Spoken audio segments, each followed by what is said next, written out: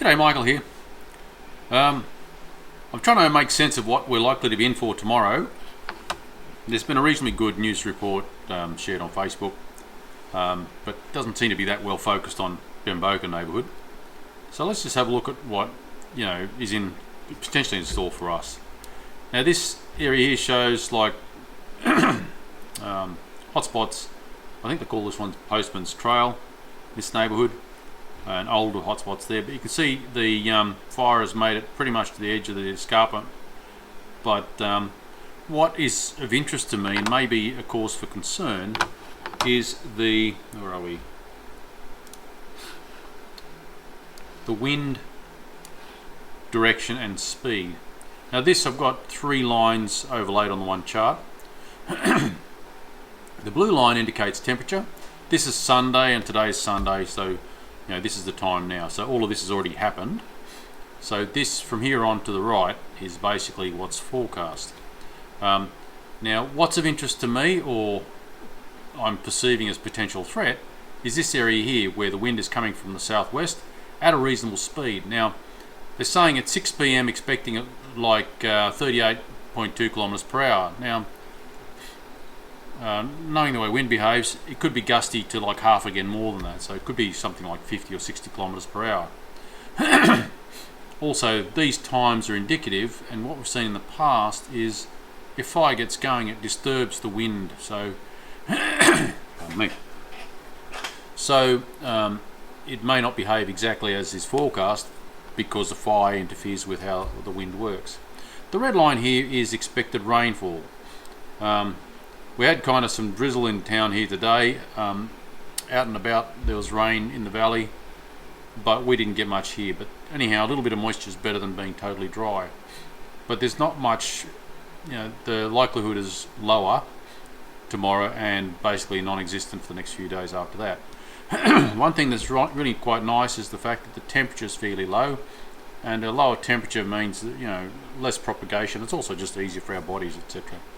Okay, so the wind coming from the southwest looks to be that it happens from midday onwards. The wind shift happens to 3 o'clock there, and at 6 p.m.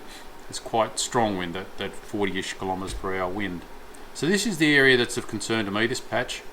After that, it all comes from the east again. So sort of pretty much midday tomorrow to maybe 9 o'clock-ish on Tuesday is the area that I would have any concern for us directly, and to a greater extent those that are nearer the escarpment, so Mogilla neighbourhood. So if we zoom in there, now 40 kilometres an hour, bear in mind, I think that from this hotspot to Bemboka is, do we have a distance here somewhere? A distance map? Okay, there's 2 kilometres. So that's, let's see, 2, 4, 6, 8, probably about 20 kilometres, as best I can work out just quickly here. So if that's about 20 kilometres and the wind's travelling at say 40 kilometres an hour, that's half an hour travel speed. So you can see the wind could be a significant pain, like it could add a lot of difficulty for us. Now obviously along the forest edge there's more energy available and the terrain's nastier, but of course a fire creating updraft will pull air in towards the forest to a point, but it'll make up its own mind what it does. It won't listen to me. So to my mind, that would be our threat tomorrow if there's going to be anything that's threatening to us.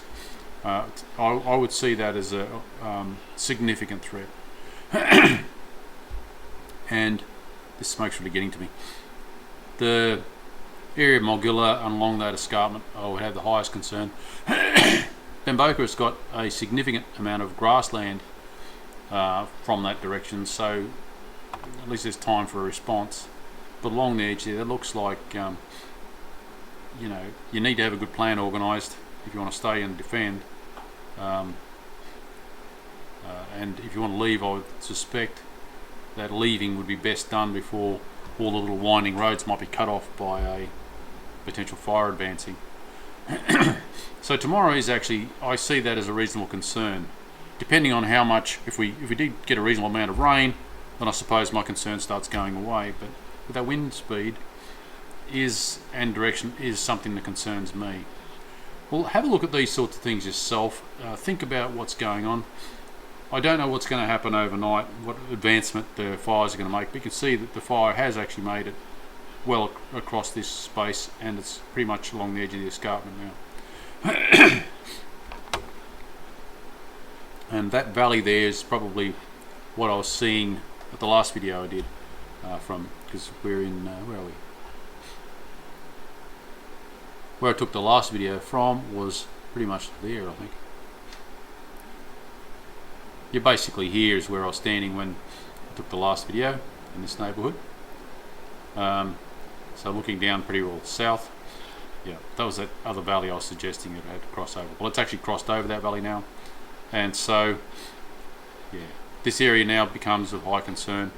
I know that they're talking about a toothtail and cantaloupe being potentially under threat. But like I said, the report didn't seem to be that well focused on Bimboka. They were accurate in what they were saying, but it wasn't really that well pointed to what we need to know. Yeah, so this is my perception of this, of what's going on tomorrow, is that is a reasonably high threat, and we need to look consciously about, you know, what we're exposed to and keep our eyes open.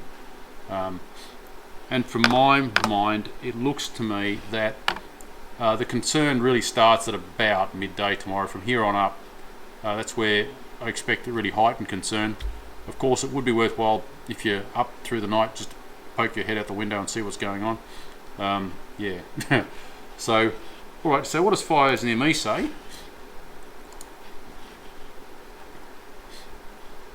Okay, so there's something near Marimbula and Pambula that appears to be active.